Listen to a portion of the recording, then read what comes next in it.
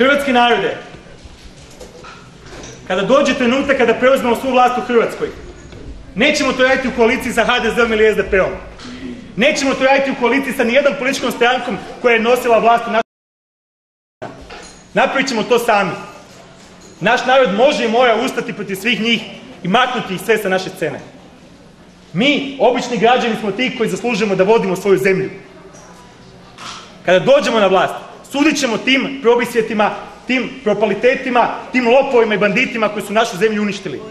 Našim saborskim zastupnicima, našoj vladi, koji nisu naša, koji rade u interesu stranog kapitala, koji rade u interesu drugih zemalja, ali nikako ne svoje Hrvatske. Svatko od njih zavređuje da bude u zatvoru i svako od njih ko tada neće moći dokazati kako je stekao svoju imovinu, tamo će i završiti.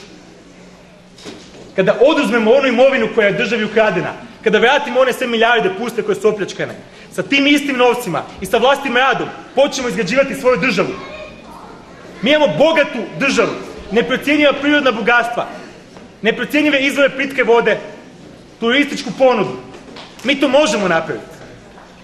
Ja sam uvjeren i sve vas uvjeravam da mi možemo izgraditi snažnu državu kako Švicarska ili Švedska čak mogu samo sanjati. Možemo biti bogatiji od tih zemalja. Ali zato vam trebate vi, svi nas zajedno trebate. Svi zajedno moramo ustati da bi to napravili. Ja to ne mogu stalno napraviti. Ni nekoliko stotina ili tisuća ljudi u Hrvatskoj ne može to stalno napraviti. Mi nemamo masovne medije, mi nemamo političare na visokim funkcijama. Mi krećemo od nule sa svojim narodom. Znam da se neki od vas pitaju, sigurno mladi političar, kad dođe tamo, onda će on reći, pa šta ćemo i mi krasti? Nećemo. Uvjeravam vas u to, nećemo. A ako ikada postane kao neko od njih, ovdje vas sada molim, da ako ikada napravim takvu pogrešku i postanem jedan od njih, da me bilo tko od vas ubije. Jer drugo onda niste ne zaslužio. U Hrvatskoj državi voditi Hrvatsku zemlju treba biti čast i privilegija onih koji to znaju i koji su sposobni to raditi. Svi oni drugi koji nisu, moraju se ili maknuti ili biti zbog toga što su napravili štetu, uhapšeni i zatvoreni. Nemojte dopustiti da naša zemlja nestane. Pomozite nam da je promijenimo. Ja vam obećam da ćemo to i napraviti.